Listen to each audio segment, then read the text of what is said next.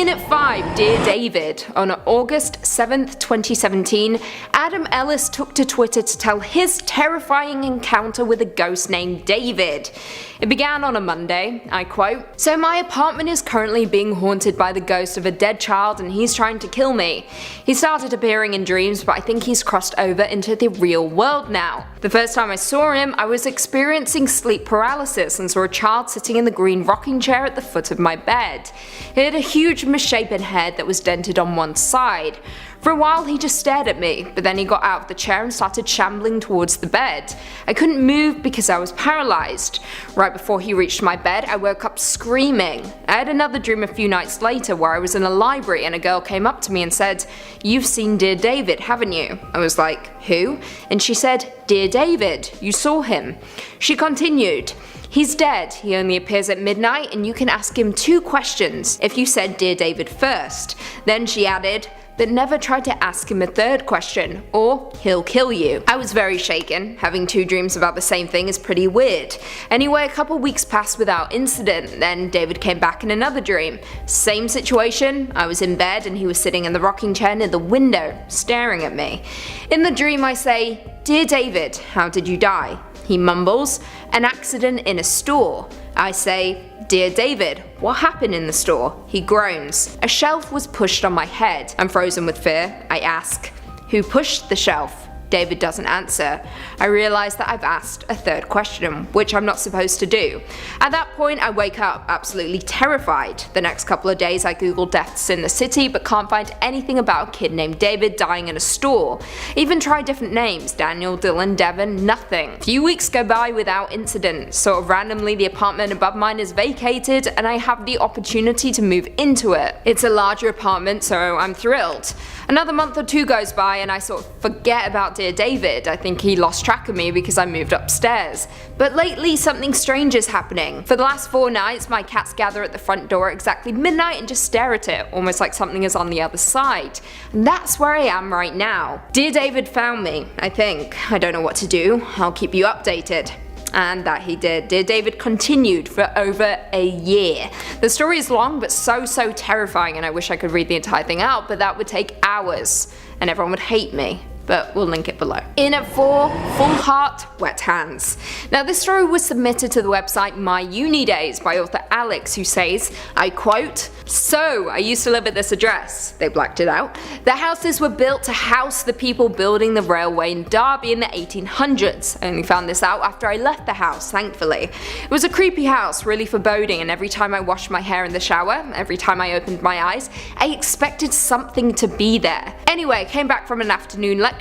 I opened the door, walked up the first flight of stairs and saw a wet handprint on the floor. A really wet handprint. I was a bit like, very strange. At that moment, but I didn't freak out. It was just out of the ordinary. So I walked up to see my housemate, Ed. I opened the door and he was on the phone to his girlfriend.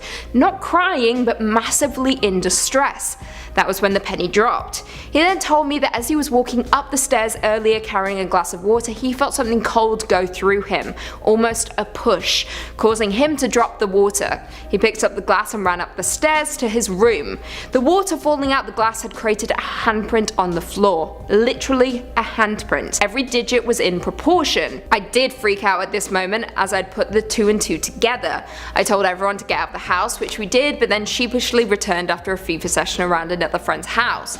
It was genuinely terrifying. Might not sound it, but it was. And all true. If someone offered me $50 to go back and spend the night there by myself, despite the fact that I lived there for a year without almost no incident, I wouldn't. There was something there that didn't want 6 college guys there. This is truly terrifying and I likely would have done the same thing. Run. Something was clearly lingering in the home that wasn't at ease. Now the handprint has the potential of making, but the sensation of a person pushing you, now that is something else entirely. No thank you. Also, you'd have to pay me more than $50 to go back. Next up at number 3, we have the bizarre story of the round schoolhouse. Rumoured to have been built in 1906 in the rural town of Bibay, this strange structure was given its nickname from locals due to its distinctive round shape. Between the 1940s and 70s, the building was used as an elementary school, but one day, mysteriously and abruptly, they closed their doors sometime in 1971. Here's the kicker. Not even the locals know why. It was left to fall into ruin, but rather creepily, tables and desks still remain there, gathering dust, perhaps waiting for students that will never come back. In fact, the round schoolhouse has been so forgotten that the only way to access the site is on foot through a nearby forest. Even the roads leading up to the school have disappeared into memory. Through the late 70s and 80s, the building was a hotbed for paranormal activity. By all accounts, it was infested by spirits. The location has become so infamous that brave Japanese YouTubers have tried to document the location. More sinister rumors have led to people completely disappearing, abandoned cars found in the nearby town, stories of friends that had gone missing after wanting to grab some footage from the round schoolhouse site. You've been warned. Stay far, far away. Bringing it in at number 2, we have the terrifying tale of Japanese ghost taxis. After the Great Eastern Earthquake that tragically hit Japan in 2011, a strange series of witness accounts began to crop up all over the island nation. In areas badly hit by the Delhi tsunami, stories of ghost taxis began to rapidly circulate. Many of these stories were even picked up by Western news outlets, perplexing people as to their origin. However, these stories are hardly new. The people of Tokyo have been warning travelers of spectral passengers since the days of the rickshaw. The most famous of these reports come from a taxi driver who was passing by a cemetery. There, he found a young woman dressed in all black, caught in the pouring rain. She flagged the driver down and in a sad voice asked the driver to take her to an address. When they arrived, she asked if they could just linger around for a few minutes. In the house beside them was the silhouette of a young man staring out of his window. And after 5 minutes of silence, the woman asked the driver just to take her home. When they arrived, the driver turned around to collect his fare, but the woman was just gone. Only a puddle of rainwater remained where she had been sitting. And finally, at our number 1 spot is Aikogawa Forest, also referred to as the Sea of Trees, or more recently, the Suicide Forest. This haunted location lies in the shadow of Mount Fuji. Such is the reputation of the forest that historically it is the most haunted location in the whole of Japan and has long been associated with the spirits of the dead. Reports include some pretty bizarre occurrences. A writer for the Japan Times told of an incident where he heard a blood-curdling scream coming from the forest. When he went to search for the noise, he came across the dead body of a man.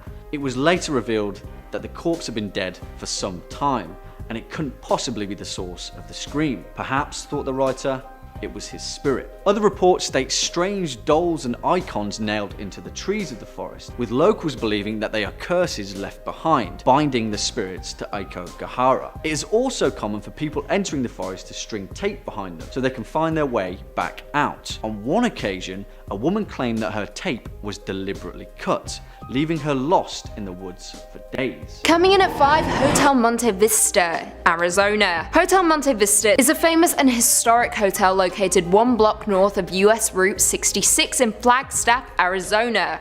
The hotel was built back in 1927 and is a centerpiece of the historic downtown district. However, it's become more popular for the otherworldly goings-on inside its walls. Guests who have stayed in room 220 have experienced the TV changing channels on its own, and some even said they have felt cold hands touching them while they slept. However, arguably the most popular ghost story to emerge from the hotel is that of the Phantom Bellboy, who is said to knock on doors and announce room service, but when guests open their doors, no one's there.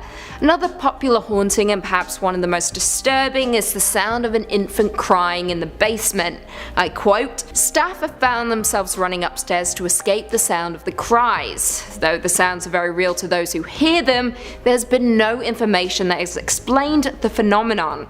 That is a direct quote from the hotel's website. Spooky. Would you dare stay there? Coming in at 4, Ariana Grande's haunting. Now, we have a Hollywood ghost story at this number coming from the mouth of none other than Ariana Grande. Yep, that's right. Ariana Grande was supposedly haunted by a ghost back in 2013 when she visited Stull Cemetery in Kansas, a place that is supposedly so scary the Pope refuses to fly over it because it's reputed to be one of the 7 gates to hell. Yeah. Ariana explained to Complex, I quote, "I felt this sick, overwhelming feeling of negativity over the whole car, and we smelled sulfur, which is the sign of a demon, and there was a fly in the car, randomly, which is another sign of a demon."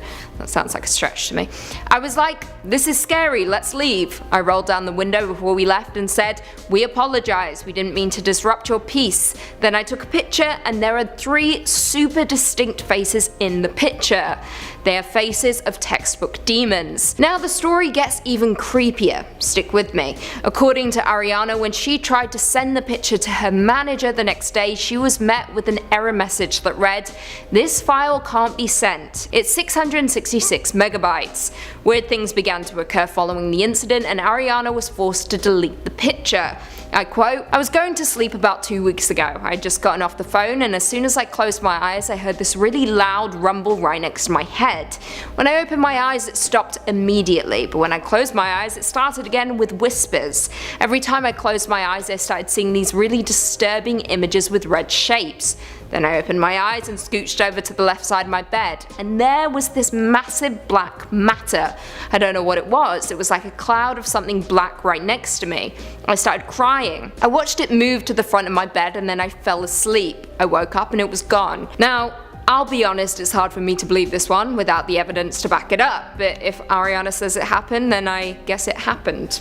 In at 3, the Stanley Hotel, Colorado. Now most of you will be familiar with this hotel simply because it was the inspiration behind the best-selling novel The Shining. The hotel is located in Colorado and was built by Freeland Oscar Stanley and opened on July 4th, 1909. Now not only did it serve as the inspiration for the Overlook Hotel, but was also the filming location for the 1997 TV miniseries, also written by King. For a long period of time all was well at the hotel up until the publication of The Shining, which gained the Stanley Hotel a reputation as a setting for paranormal activity. However, let's go back. In 1911, a housekeeper lit a candle in a room that had a gas leak, causing an explosion that destroyed a large majority of the hotel. Now surprisingly, the woman lived. Now guests have claimed her spirit has unpacked their bags, even done the sheets around them while they have been sleeping. Other guests have also reported hearing piano music with no player, or children's footsteps on the floor that was once a child daycare. Jumping forward to 2017, a man on a ghost tour supposedly captured 2 little girls on film despite there being no one around. Check it out.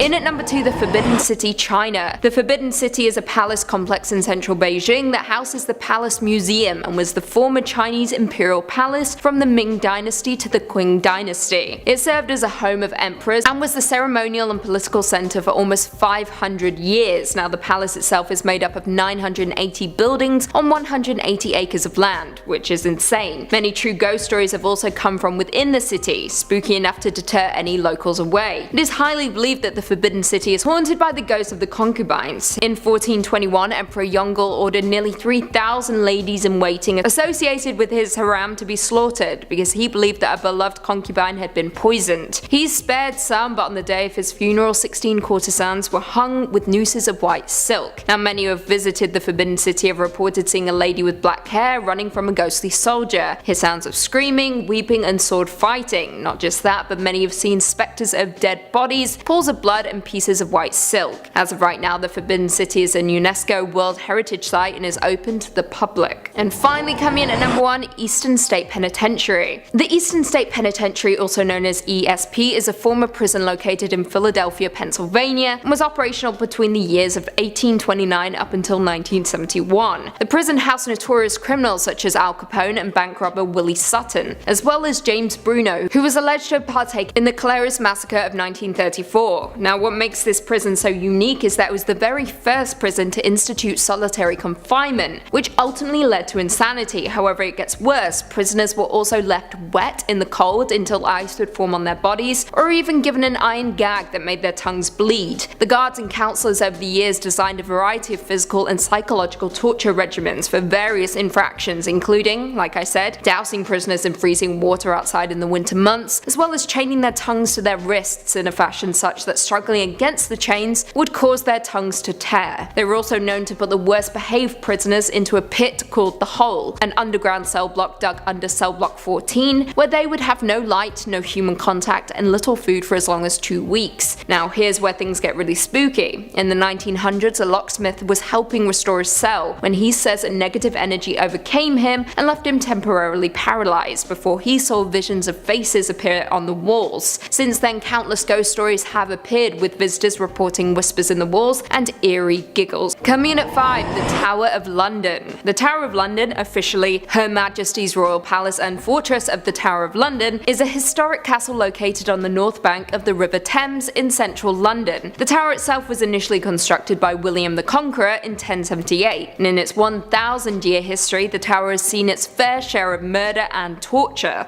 Over the years, the tower has had many purposes: armory, prison, torture and execution room, treasury, royal residence, public records office. However, currently it holds the title as one of the most haunted places in the world. The most famous ghost is that of Anne Boleyn, one of the wives of Henry VIII, who was ultimately beheaded in the tower in 1536. Her ghost has been spotted numerous times around the tower, sometimes even carrying her own head under her arm. Another famous apparition is that of the White Lady, whose aroma wafts around the haunted place, and even English monarch Henry VI. However, a more haunting story is that of the Countess of Salisbury, a tormented ghost who refused to put her head on the scaffold when she was set to be executed in 1541. So the executioner chased her around the grounds in order to strike her down, which is what some visitors have claimed to see reenacted when seeing her ghostly apparition. Horrible. In at 4, Edinburgh Castle. Located in the capital city of Scotland, Edinburgh Castle has reportedly had human occupation on the rock it's positioned on, Castle Rock, since at least the Iron Age, which is the 2nd century AD. How crazy is that? Now, the castle itself stands upon the plug of an extinct volcano, which is estimated to have risen about 350 million years ago during the Lower Carboniferous period, with the Castle Rock being the remains of a volcanic pipe. Now, the castle itself was constructed 900 years ago as a military fortress, and legend goes that it's one of the most haunted places not just in Scotland but in the entire world. Throughout its long history, the castle has been witness to attacks, executions and murders, which has in turn led to the numerous ghost stories. Some visitors to the castle have claimed to have witnessed apparitions, including Lady Janet Douglas of Glamis, who was burned at the stakes for witchcraft, and Duke Alexander Stewart of Albany, who stabbed his guards to death and then burned their bodies. Now, while that may be creepy enough, there is more, including unnamed apparitions like a phantom piper who got lost in the castle's underground passages, a headless drummer, and even colonial prisoners from the American Revolutionary War. In 2001, a paranormal investigation even took place with 200 members of the public investigating the hidden chambers and passageways in the castle for evidence of ghosts. In at 3, Villa de Vecchi. Just east of Lake Como in the forested mountains of Cortanova lies a house that is said to be haunted, nicknamed the Red House, Ghost Mansion and Casa della Stray, built between 1854 to 1857 as the summer residence of Count Felix de Vecchi. However, as most creepy stories go, a few short years after its completion, the house witnessed an inexplicable string of tragedies that would forever haunt its walls. First, architect Alessandro Sodoli died a year before the villa was completed, and many would later speculate his death was the first omen. The family moved in nonetheless, and during the spring and summer months they led an idyllic and, well, brief existence. Sometime in 1862 things took a turn when the Count returned home to find his wife brutally murdered and daughter missing. He then put on a lengthy and sadly unsuccessful search for his daughter before committing suicide that same year. The villa was then passed on to Felix's brother Diego, who continued to live on the estate with his family until World War II, after which time they vacated for good. The house bounced around various owners and renters for a while until being left permanently uninhabited by the 1960s. Naturally, elements have taken over the home, but the large majority of damage has been done by humans. Graffiti covers the walls and almost everything in the house has been vandalized. However, its rumors of hauntings, ritualistic orgies and sacrifices is what leaves the home unoccupied. Spookier still, in 2002 an avalanche wiped out all of the surrounding homes in the area, all except the Villa de Vecchi. Now, although trespassers always return, they always leave with hauntings to report. In at 2, Los Feliz Murder Mansion. During the mid-20th century, the Los Feliz Mansion was a seemingly happy home.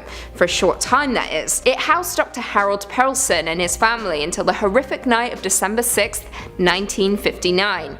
It was on that night that Harold struck his wife to death with a hammer, severely beating his daughter, then ended his own life using a concoction of water, acid and tranquilizer pills. Now, for the next 50 years, the murder mansion would remain completely untouched and uninhabited by anyone. 1 year after the horrific events, the home was sold to a couple, Emily and Julian Enriquez, who only used the mansion as a storage unit. Imagine being that rich. Lucky for some.